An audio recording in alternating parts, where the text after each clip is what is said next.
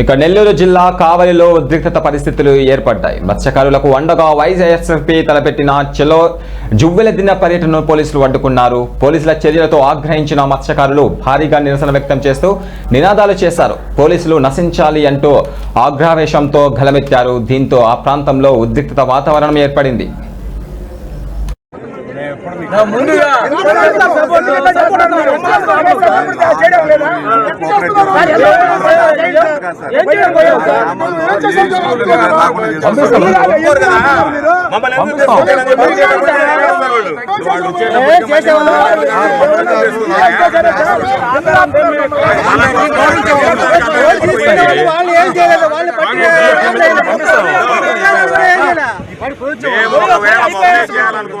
అన్ని ప్రాంతాలకి మొదలై చేసుకుని వచ్చిన వాళ్ళం లిమిటెడ్ గా ఈ ప్రాంతానికి సంబంధించినటువంటి మత్స్యకారులు తీసుకొని పోదామని వచ్చింది.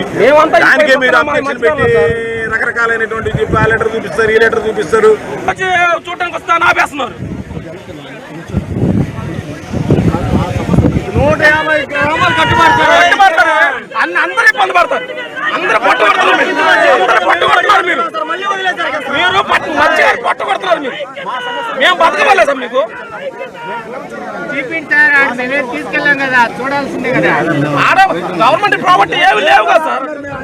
ఇంతమంది పంపిస్తా, ఇంతమంది ఆపేస్తారు. రేపు వాళ్ళని తీసుకెళ్ళి వాళ్ళ మీదకి వస్తారు.